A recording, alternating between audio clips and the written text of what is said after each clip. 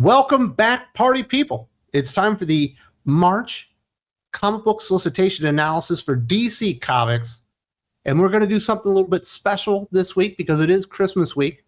It's actually going to go up on the YouTube as well as we kind of show everybody what the Patreon is all about. And this is where I do all my solicitation analysis.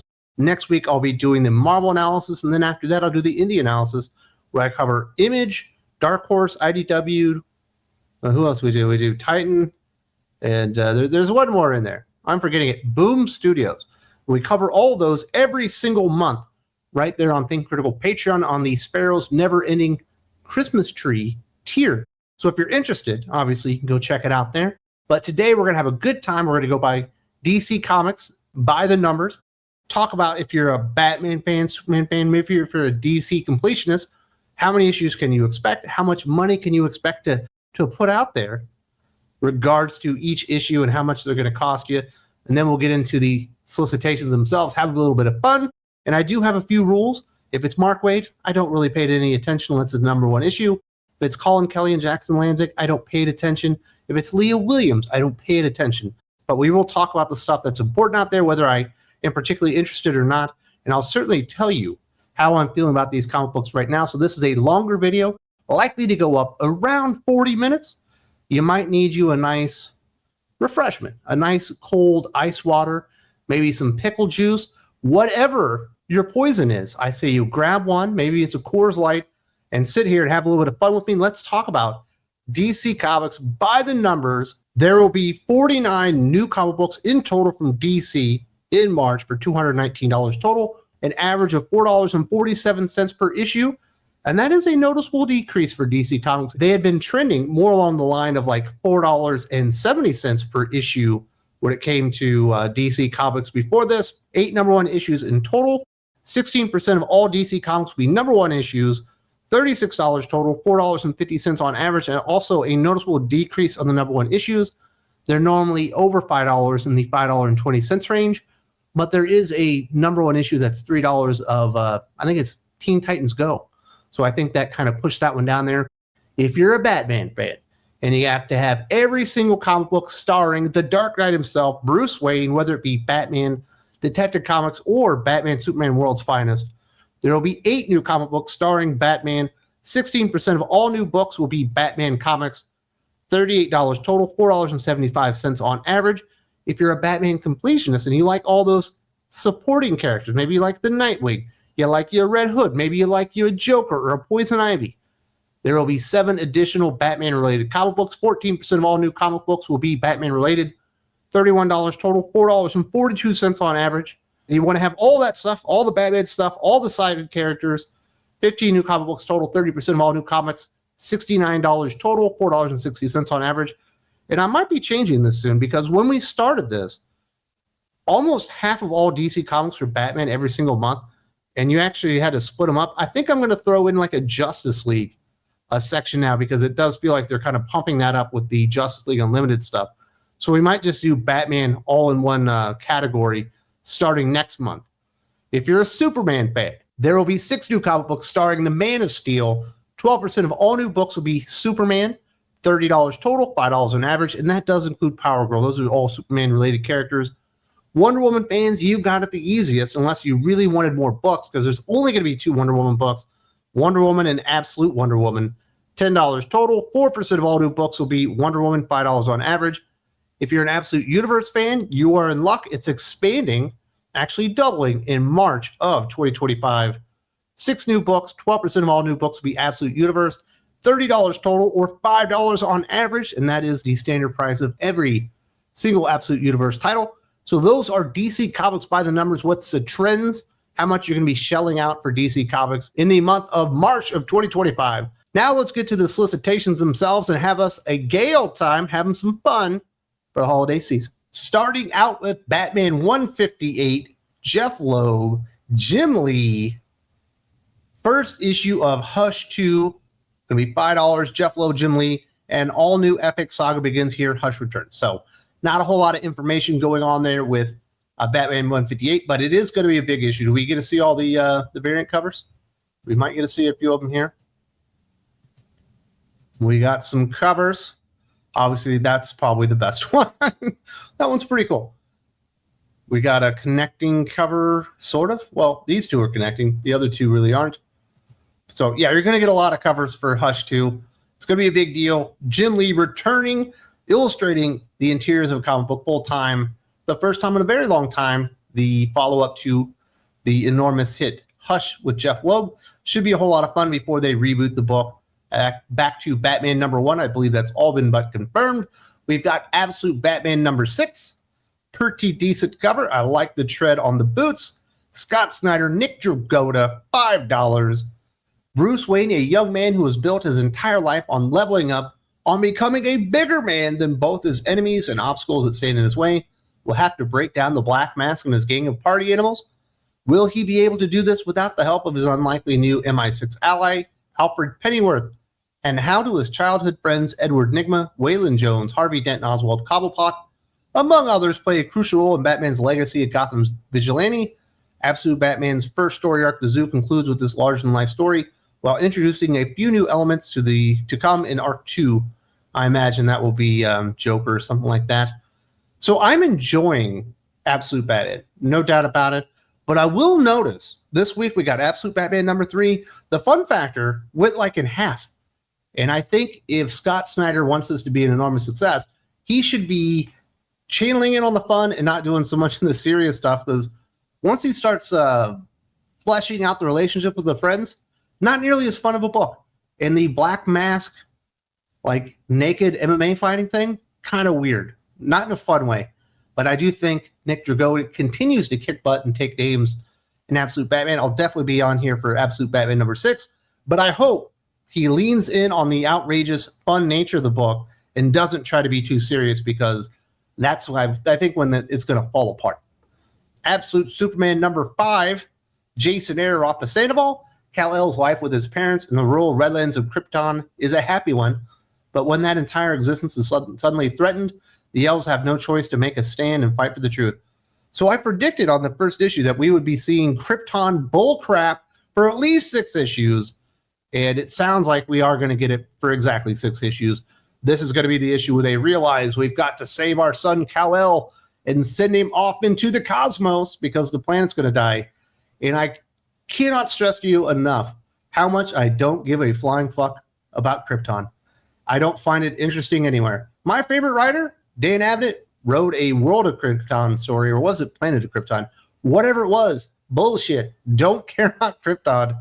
And I'm finding it very difficult to buy into this series. I don't know that I'm going to be on Absolute Superman for issue #5. That's how poorly it's going for me. If you're loving it, I love that. I'm glad you're having a good time. Me personally, I'm about ready to hit the eject button already. Not loving that book. Absolute Wonder Woman #6. Very, very simple cover there. We got the lasso of Neon. Kelly Thompson. Art by Mattia DeLucis and Dustin Wynn. Diana defied the will of the gods in leaving Hell and Hades. Lord of the Underworld takes that personally, but when he interrogates her, her tale surprises him. Will it change your fate? Kicking off a 2-part guest arc from the breakout artist of the Cull, featuring a surprising, delightful backup tale of Little Diana by series writer Kelly Thompson and Dustin Wynn. Oh man, that's got some like Tom King Wonder Woman vibes to it. I've already seen like Wonder Woman getting interrogated for like 3 issues once. I saw her eat a rat. And then her worst nightmare, she had to be a housewife. Oh, that was terrible. And now they're throwing like backup stories on this. That's not good news. That's not a good sign. This has a really good hook. Or not a hook. It's got a good premise. I don't think I've gotten the hook yet. It's got a good premise, but I don't think the execution's quite there yet. And I don't know. That doesn't sound good to me. I'll probably still be on Absolute Wonder Woman on issue #6 because I don't find it nearly as grating as Absolute Superman. But she could surprise me, and I could already quit by now. But I've already seen the interrogation. It wasn't fun. Absolute Green Lantern #1. Let's see some covers. Nope. Al Ewing, Janoy Lindsay, connecting variants by Raphael Albuquerque. Without the core, without the ring, without the willpower, what's left is the Absolute Green Lantern. That's not a lot of information to go on. But going on that information and the cover itself, I mean, I'm going to read it because it's Green Lantern, but Al Ewing has been on a cold streak. He's been 0 for like 30 on comic book issues as of late. Starting with that, what was it? The Wasp 40th anniversary, that sucked. Avengers Inc., that sucked. His Immortal Thor hasn't been very good, especially the Roxxon story. That really blew donkey dicks. His little short story in the Pride Annual was kind of embarrassing, and it feels like he's going to continue embarrassing himself here. We'll see if he can pull it off. I love Green Lantern, but this isn't Green Lantern because there's no core, there's no ring, and there's no willpower. What's left is nothing. No Green Lantern whatsoever. So, what a stupid concept, dumbass. Absolute Martian Manhunter, #1. Dennis Camp, my favorite fucking writer. He's so bad, he's great. And Javier Rodriguez, an absolutely amazing artist. But I think he might be the wrong choice for this one because this Martian Manhunter looks a little bit too much like Gumby, but Martian Manhunter was always going to be a hard sell in the Absolute Universe. Beyond Mars, beyond physical form, beyond human understanding, all that's left is the ultimate alien, the Absolute Martian Manhunter. Not a big sell job there either. But you will get a Daniel Warren Johnson 1 in 50 variant cover. That's your thing. We shall see. Hopefully it's as bad as the Ultimates and goes so far over the top, like the Ultimates, that it can be enjoyed, ironically. Absolute Flash #1, a book I'm definitely looking out for. I don't know. That's a great cover. That's a bad cover. Oh, man, that's not good. Jeff Lemire, Nick Robles. Without the mentor, without the family, without the Speed Force, what's I think so their idea for all the Absolute characters is let's take everything that defines who the character is. I don't think it's a winning formula. It's like that doesn't sell you on you know what I mean? I'm gonna check it out because I do like Jeff Lemire, but he's not like so good that he always hits. Like he misses actually kind of more than he used to these days. But man, what a shitty solicit that gives you no reason to buy the book, especially if you like Flash. Oh, he's got nothing that makes him the Flash. Oh, why don't I buy the book? Peacemaker presents the Vigilante Eagly double feature #1. Story by James Gunn, written by Tim Seeley and Rex Ogle, Mitch Gerrits and Matteo Lolli. So obviously Mitch Gerrits, different style of artist. He's pretty good. Matteo Lolli, not bad at all. Tim Seeley has not had it for like 6 years now. DC's James Gunn steps in as story consultant for 5 issues of insane bullshit calamity when 2 fan favorite characters share the spotlight and equal page count. The Vigilante story starts when Peacemaker has disappeared. It's up to Adrian Chase, Vigilante, and Peacemaker's best friend to find him. So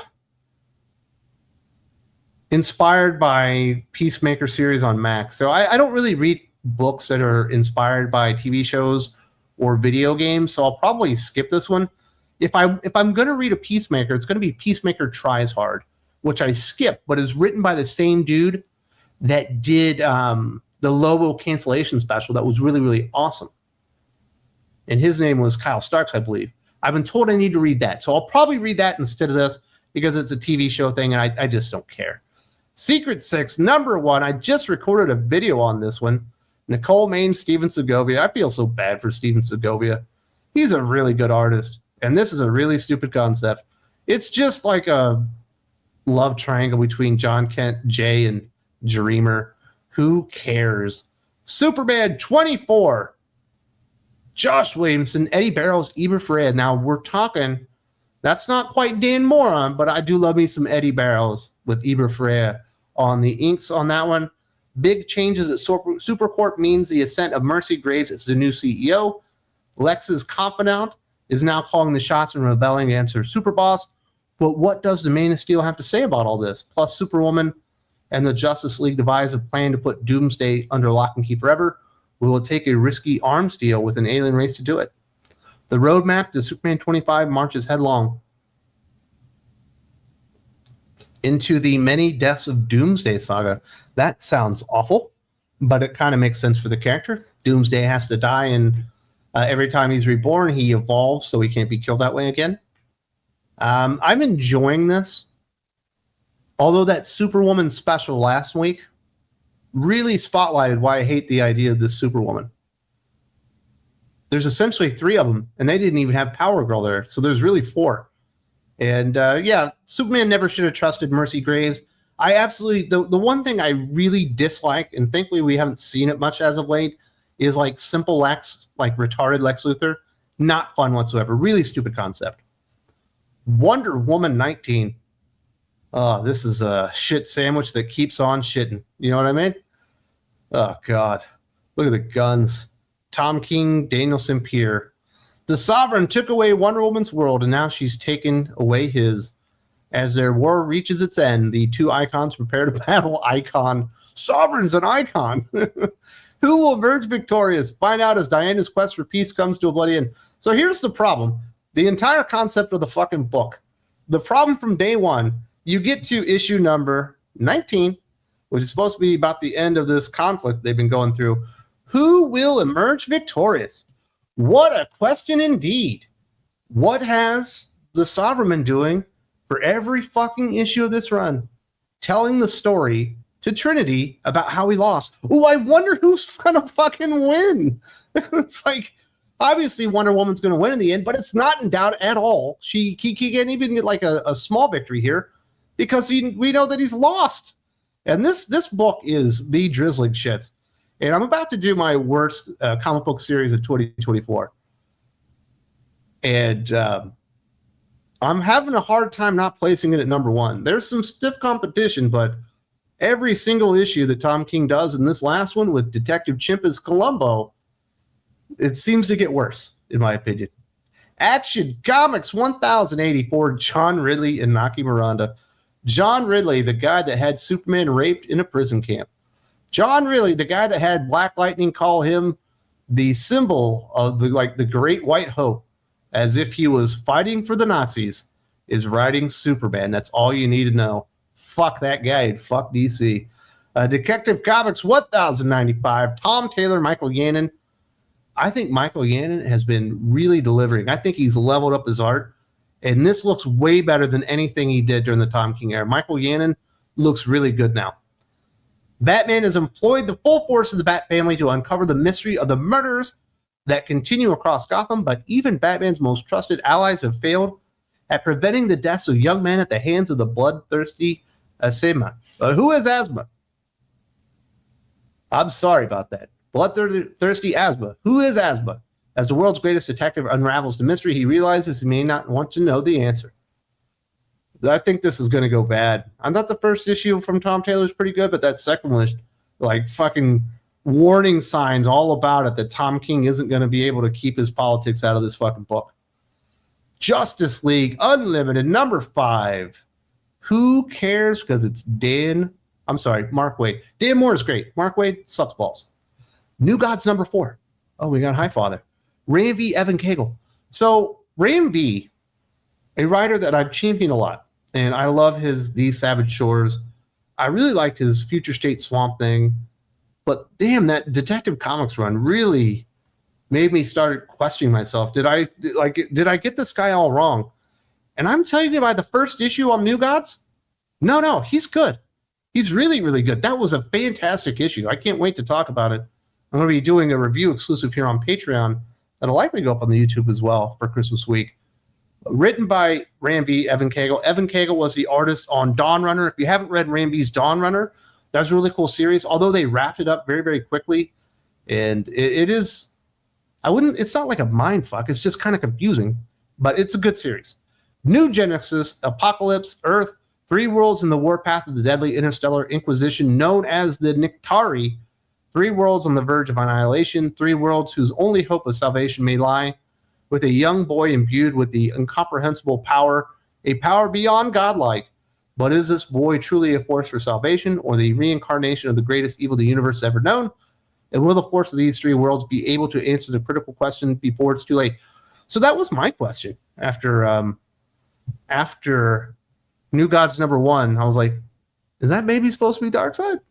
I don't think it is. It doesn't, but maybe.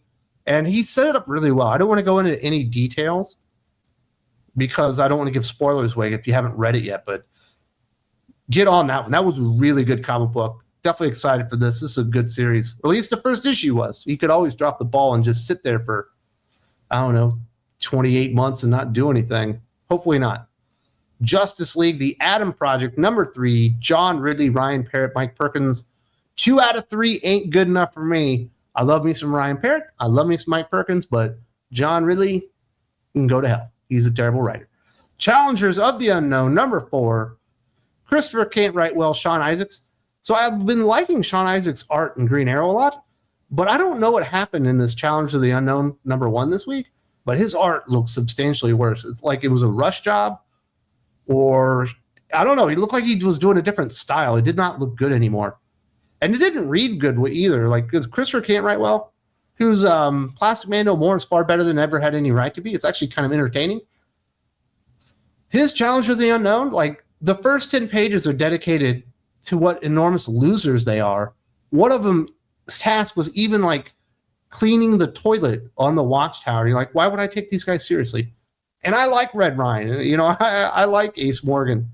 But 10 pages into that book, I was like, screw this. I'm out of here.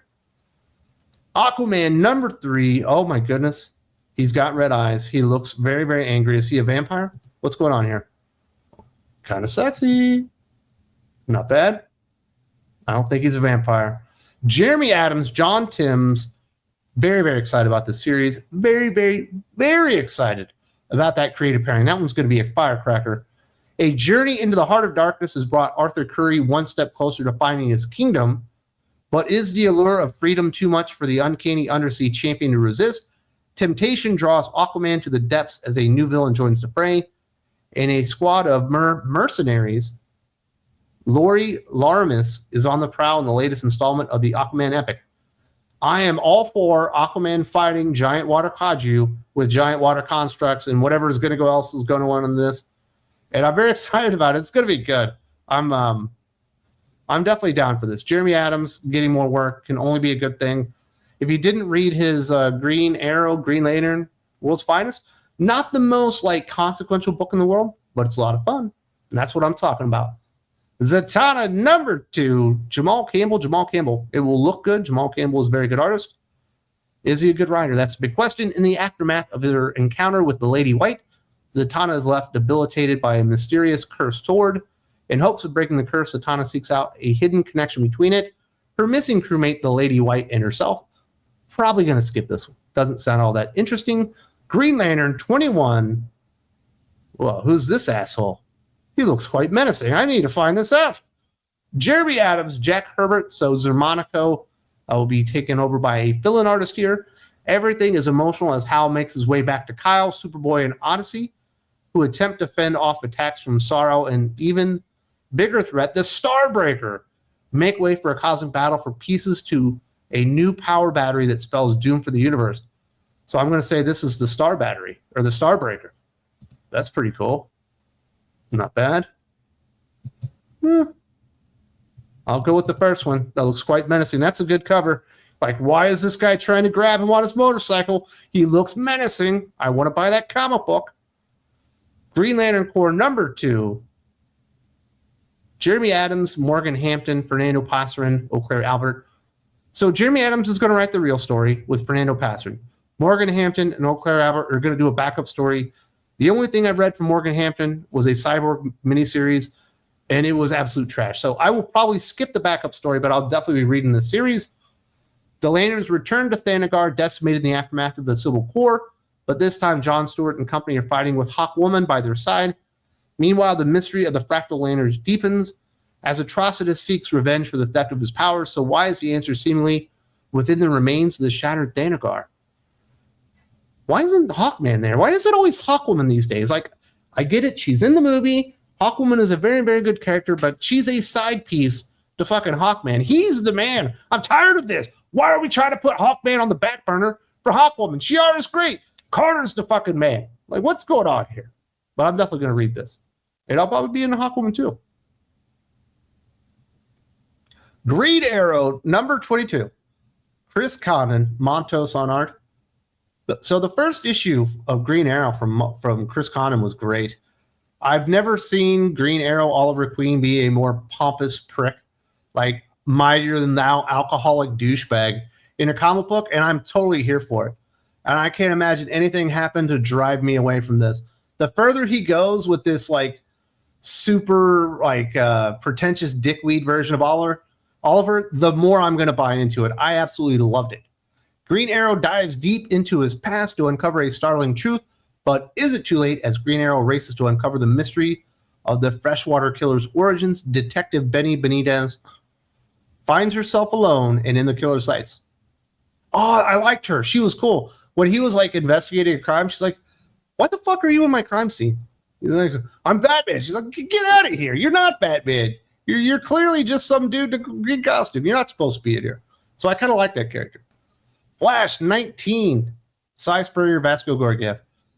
This series is unreadable. I feel bad for Vasco. I used to support one of his crowdfunding books when he was an up-and-coming artist. I think he was an architect or something like that in Europe. And he seems like a good guy. He's got some good art, and it's unfortunate that his big break is this unreadable Flash book that nobody cares about. Catwoman 74. Talk about unreadable. Torrin Grunbeck. Nope. Mariana Ignazi. I tried 2 issues of this shit. It's just, well, it's not as bad as Tini Howard. Few things can be that bad, but it's close enough that it's unreadable. Birds of Prey 2019. I'm sorry, number 19. 2019. What am I doing? It is late. So everybody had this Birds of Prey book as like their number one comic book of 2023. So at the beginning of the year, I was like, I better check it out. Maybe I'm wrong on this one. I only read the first issue. I go back, I start reading this thing, and it's worse than I could have possibly imagined. Kelly Thompson, awful. I feel bad for Juan Cabal, but sometimes these things happen. Don't read that book. Poison Ivy 31, the biggest hit or miss book at Marvel or DC. Well, I guess it's right up there with like Fantastic Four at Marvel Comics. A book that I find very, very hit or miss. But the G. Willow Wilson, Poison Ivy, when it's good, it's really, really good. When it's not good, it's kind of laughable. And we don't have the normal artist on here. Where's I'm forgetting her name right now, but we got Brian Level.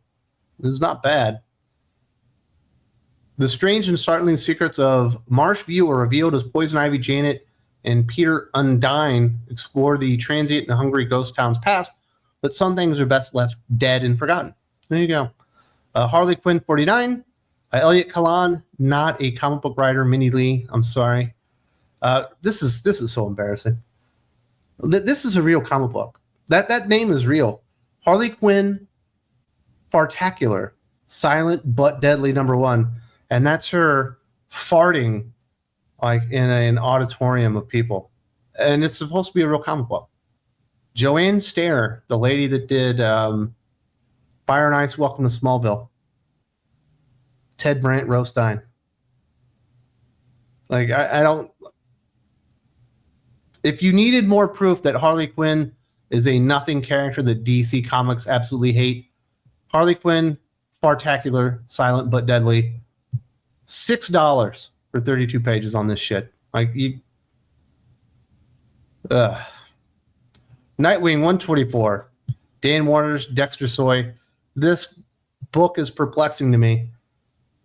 It's better than Tom Taylor's because he's actually doing something, but it's definitely got the stink of word jokes and riddles on it, where it's making Nightwing do pretty stupid shit, where he's like protecting criminals that are doing crimes. Like, I don't get it.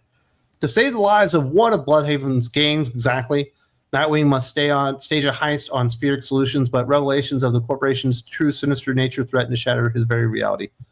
I just don't think Nightwing protecting criminals and not putting them in jail is a good thing. I understand that Spheric Solutions has taken over the city and brokered a deal with his sister, and they're clearly a bad guy, but we've seen one of the teddy bears literally open up and start shooting at police before anybody else shot their gun. And also one of the teddy bears literally had a gun pressed up against his head and was going to blow his head off. I don't take these guys as the good guys. They're actually criminals. And it makes Nightwing look stupid. Batgirl 5, Tate Bromble, Takeshi Miyazawa. I'll definitely be reading this one. This was perfectly fine. The first issue was more exciting than the second, but we'll see how it goes. As Batgirl continues to unravel the complicated relationship with her mother, she finds herself alone in the dark den of her enemies. Plunge into poppy-induced hallucinations. Oh, I probably want to skip this one. That sounds awful. Superheroes tripping balls has just never been my thing, you know what I mean? For some reason, it just doesn't wet my whistle. Batman and Robin 19. Speaking of wetting my whistle, this is what we're talking about. Philip Kennedy Johnson, Javi Fernandez. Last week, they had Miguel Mendoza on art, and I thought it looked even better. I hope they put him on the book because I like Javi Fernandez. Miguel Mendoza, much better. As Memento's reign of terror continues, the city's inhabitants find themselves locked in fear as Gotham awaits his next move. Meanwhile, Damian Wayne doubts if Batman and Robin are enough to save the city. Are the dynamic duo truly helping to keep Gotham safe, or does their presence simply enable violence and villainy to thrive? What a stupid question. Every time somebody asks this question, it's like it's not new. They've gone into that complete direction so many times. With the self-doubt and like, are we even helping? Would the Joker be here if I wasn't here kind of thing? It's not really worth revisiting, but I'm really enjoying this series, especially the growth of Damian Wayne Robin. In fact, I just recorded a video. It should be up by the time this goes up on the YouTube, but it should be up on the YouTube here in a day or two after I'm recording this, and I think people are going to enjoy that one. It should be up on Sunday, I believe. Batman and Robin Year 1, Mark Waid, Chris Samney, no thank you. Metamorpho, the Element Man, number 4. Al Ewing, I forgot about this one. This is probably also going to be an enormous miss for him. Steve Lieber. Who could ever replace the merely magnificent Metamorpho, the billion-dollar brain of Simon Stagg, is the answer. And it's not a who, it's a where. Don't care. Question all along the Watchtower. Alex Segura, Cian Tormey. So I don't really remember reading a lot of stuff from Alex Segura. And all of a sudden he's doing like all the Star Wars comic books for this like new relaunch. And I think he did like the Spider Society. And now I've read this. I've read some of the Star Wars. I've read the Spider Society. And this dude is amongst the worst writers in all of comic books. He's just as bad as like a Colin Kelly, Jackson Lanzing. He's Mark Russell, but without trying to tell jokes. He's just terrible. He's a very, very, very bad writer. He's not interesting. All Along the Watchtower is probably the worst comic book. It's worst. It's amongst the worst comic books to be released in the last couple of years. It's really bad. Really, really stupid. Shazam 21. What a good series this was before Mark Waid went nuts and then they replaced him with Josie Campbell. Dan McDade art. I like Dan McDade, but he is a terrible choice for a fucking Shazam book. That makes no sense in the world, but it's Josie Campbell, so I wouldn't read it anyway. Power Girl 19. Speaking of stuff I wouldn't read. Leah Williams, David Baldion. I cannot believe this series has gotten to 19 issues. I cannot believe they didn't retroactively make this a 6-issue miniseries. I understand Leah Williams got huge jugs just like Power Girl, so they got something in common. But she can't write comic books. She doesn't know anything about the character. And if you were a Power Girl fan and you were excited you were finally getting a Power Girl series, I'm sorry. It was written by Leah Williams. It's almost like when Tom King gets your character, you're like, I'm so sorry. I'd like to say it could be worse, but it really can't. He's going to destroy your character whole cloth. You know, if you like Batman, my bad. If you like Wally West, he destroys that character. If you like Wonder Woman, he destroys that character. Leah Williams, same thing. But she's not even as good a writer as Tom King. And that's the sad part. Well, at least she's fighting a dinosaur. JSA 5, Jeff Lemire, Diego Orlatugi. So I'm not in love with this book yet, but I'm still reading it. I'm hoping it goes somewhere good. They're really just kind of fleshing out where they stand right now. The JSA have a lead on Cobra. I'm so sorry. The JSA have a lead on Cobra on a Cobra facility preparing for their next terrorist attack. But which faction of the team will make it to the facility first? And what will it mean for the future of the world's first super team? I don't know. Like I said, I'm waiting for something for me to be super excited about. It's merely fine. And I think the art is getting better. I think Diego's getting more into it. Black Lightning 5, Brandon Thomas, Fico Ocio. I really like Fico Ocio as an artist. Brandon Thomas, the only thing I really know about him is his Aquaman work, which was really terrible. And then his like Green Arrow, Aquaman Hard Target, which was damn near unreadable. This is better than that. but it's not great either. And it's like another one of those dumbass books. It's like underneath Justice League Unlimited. It's like an associated book.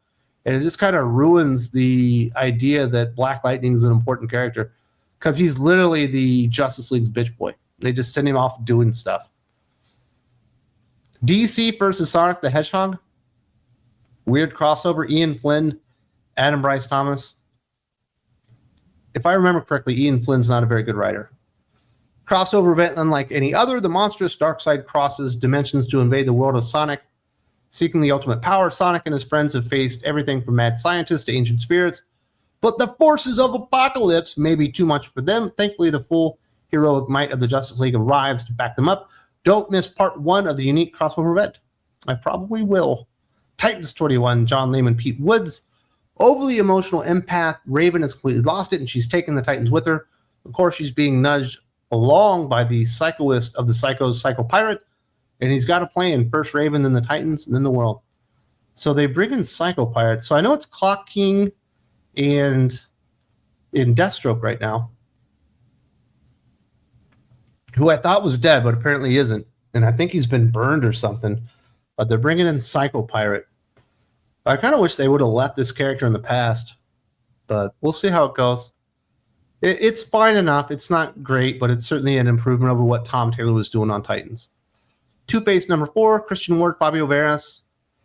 I read Two-Face number 1, and it was well done, but I just don't think I like Two-Face enough for a solo series. Pushed to the brink, Harvey Dent's mask of sanity is slipping, leading him to the deepest recesses of his own twisted mind as memories collide with haunting traumas from his past. So, I don't know. If you really like Two-Face, I think you'll love the book. You know, maybe you just like Batman stuff. It just wasn't for me. Black Canary, best of the best 5. I'm already out on this one. Tom King, Ryan Suck. A deal with an immortal devil could be the answer to everyone's trouble, or is Vandal Savage more trouble than he's worth? Meanwhile, Sheba and Canary fight to a standstill. Could the only end of this battle be death? I hope so. Kill me if I'm still reading this book. Oh, they're still fighting in issue 5. Batman Superman World's Finest, 37. Interesting cover there. But it's Mark Waid, so who cares? Batman Dark Patterns. The Toy Man. I like that. Dan Waters, Hayden Sherman. There's a strange tower in Gotham where the voices of the living and the dead echo. Its inhabitants are in a standoff with the police, with one officer dead and another held hostage inside. A riot seems all but guaranteed.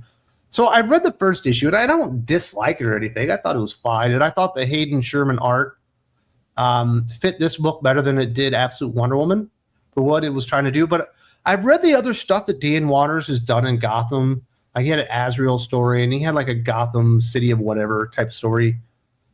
And it was way too similar. Like the villain ended up being like this grotesque body horror villain, but that's like all of his villains in the other books, and it just felt way too similar to the stuff that he's already done. So I'm not turned off to it, but I hope this is a pickup and he starts doing something a little bit more interesting. Not every Batman like villain that you incorporate needs to be like a body horror. You can actually have a serial killer that's cunning and smart and hard to catch. I would have found that much more engaging. Batman, The Long Halloween, The Last Halloween 6, Jeph Loeb, Enrico Marini. And basically they just have a thing about The Last Halloween. I need to catch up on this. I don't think I've read the last 2 issues. The issue number 2 with the art from, and I feel bad about this because Klaus Jansson's a legend, but his art was so bad in that one. Like I couldn't read the book. I can't remember what happened in the story because I was so distracted by how bad the art was, the line work. But I probably should catch back up because it was something I was excited about. DC Horror presents Creature Commando 6. This is David Dalsmachian as the writer. This dude is amongst the worst comic writers I've ever seen. He's really bad. DC versus Vampires World War B, number 7. Matthew Borzenberg, Joey Esposito, Otto Schmidt. I'm surprised anybody's still reading DC versus Vampires without James Tynion. He was a perfectly fine 12-issue series. I haven't been into any of the side adventures or this sequel. It's not my thing. Superman: The Last Days of Lex Luthor, number 2. This is the Mark Waid, Brian Hitch thing. Remember a year and a half ago, we got Lex Luthor, like the final days of Lex Luthor or whatever. And then we never got another comic book. Apparently, like they had finished the first issue, but they hadn't like planned on doing the rest of them yet. Like they hadn't been greenlit. They just published it without telling Wade and Hitch. So they're finally doing it. It's a $7 book. I remember the first issue being good, but I don't support Mark Waid as a writer. But Brian Hitch on Superman definitely looks good. Teen Titans Go #1. I might need to get a hold of this. My 5-year-old fucking loves Teen Titans Go. Like he really loves it. That's why Robin's his favorite character. I don't get it because Robin's like the biggest nerd, like not in a good, funny way in the show. He's like the most uncool character, but he really likes him. Sholly Fish, Dario Brizuela, probably messed that up. Say It Ain't So, the Titans comic book canceled, desperate for a relaunch. The Titans remake themselves as everything from transforming robots to artsy black and white indie comic books. But when DC still doesn't bite, the Titans turn to drastic measures like sabotage. Kind of weird. Then we got some facsimile editions, Batman 612 and 613. So this is going to be Hush. Batman Adventures #12. Kelly Pocket. It's only $4. That's a good price. Batgirl. Brave and the Bold, 30. Gardner Fox. Now we're talking. That's pretty good. Oh, come on. Green Lantern looks like he's done for. He's defeated. Batman Strangest Cases, Limited Collector's Edition, 59. That's Denny O'Neil, Len Wein, Frank Robbins, Neil Adams, Bernie Wrightson, Dick Giordano, and Herb Novick. That's a really good creative team. It's 17 or $15 for 80 pages. That's pretty good. That's something you should look into. Christ on Infinite Earths. I guess this will be the end of it for their facsimile editions there. Then there's a bunch of trades. Well, there's a couple I want to point out. Like, who cares about Trinity Generation, All In Saga? I don't care about Neil Gaiman's death. DC Pride, no way. But Absolute Batman Dark Victory. This is like confusing. So it's the Absolute edition of Batman Dark Victory, obviously. That's one of the dumb reasons they're like calling it Absolute Batman. It should be Batman Dark Victory Absolute Collection or Absolute Edition, something like that. So it doesn't read as this is like an Absolute Batman book. But Dark Victory is awesome. It's just as good as the Long Halloween as far as I'm concerned. If you've never had Dark Victory or you want the Absolute Edition, I couldn't recommend this high enough. That's a great fucking story. Robin front and center in that one. Absolutely awesome. Jeph Loeb, the late Tim Sale. And I think it stands up and it maybe exceeds the last Halloween. Or I'm sorry, the Long Halloween, which is obviously the book everyone knows. But this is the sequel and it's absolutely awesome. Wednesday Comics, no. There's something good that I wanted to show you guys. Nope. I don't like 0 Hour. Well, that looks pretty good, though. DC's Finest, Superboy, Superdog from Krypton. It's probably really good. I should get that for my kids. I think they would like that one. But that's not what I was talking about. No, Superman Superstars. No, not that. No. Where is this? There's something cool. Oh, there we go. If you're a Suicide Squad fan, on to this Volume 1, John fucking Ostrander Suicide Squad. The very best Suicide Squad ever. Omnibus, Volume 1 coming out.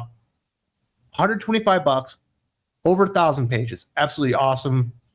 Beyond the White Knight, don't like that story, but it is the deluxe edition if you're into that Sean Murphy story. Red Hood and the Outlaws was actually pretty decent during New 52. Scott Lobdell, James Tynion.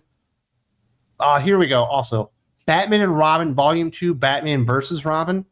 Batman and Robin from Grant Morrison is really, really good. Unfortunately, Frank Quitely isn't the artist at this point, but it's still pretty good stuff, and it's got that iconic cover of Damian Wayne about to cut his head off. Do not do Outsiders. No. Birds of Prey, no. JLA Book 2, no. Night Terrors, ugh. Injustice, maybe. Nightwing. Here we go. This is the other one. Nightwing, Volume 1, Bloodhaven, 2025 edition. Denny O'Neil, Chuck Dixon. It's the 4-issue Nightwing miniseries in the first 8 issues of Chuck Dixon's Nightwing run, which is absolutely badass. If you're a fan of Nightwing, you should definitely pick that up. But you also got Nightwing, the Prince of Gotham Omnibus, which is the entire Kyle Higgins run with Eddie Barrows, Will Conrad, Brett Booth, great artists on that one. A lot of people like that Kyle Higgins run. It should have been better than it is, but it's still really darn good. But it kept getting interrupted by events. But that's another good one, too, if you like Nightwing. Final Crisis, if you're into that. 100 Bullets, not bad. Superman Up in the Sky. Nah. Legion of Superheroes. Oh, this is the classic Paul Levitz, Keith Giffen stuff. I didn't even see that one earlier. Greg Rucka, if you like Wonder Woman, you might want to check that one out. There you go. That does it for the DC Comics March 2025 solicitations. Also hit some of those collected editions because I remember there's like 4 or 5 of them that I want to get the word out that people are going to like, especially if you're a Nightwing fan. But certainly if you're a Suicide Squad fan, the John fucking Ostrander Suicide Squad, are you kidding me? Some pretty good facsimile editions also coming out there. Really appreciate you sticking with me here. Obviously, this is normally exclusive to the Patreon. It'll be up on the Patreon at the normal time. It'll eventually be up on the YouTube. If you're interested in this, and of course, you'll get the Marvel solicitations, the Indie solicitations. You'll also get the Geek Picks on the Sparrows Never Ending Christmas Tree tier, as well as all the stuff that's on the Past the Helmet tier. Check out Think Critical Patreon. There's a link in the video description. If you like this and a whole bunch more, hope to see you there very, very soon.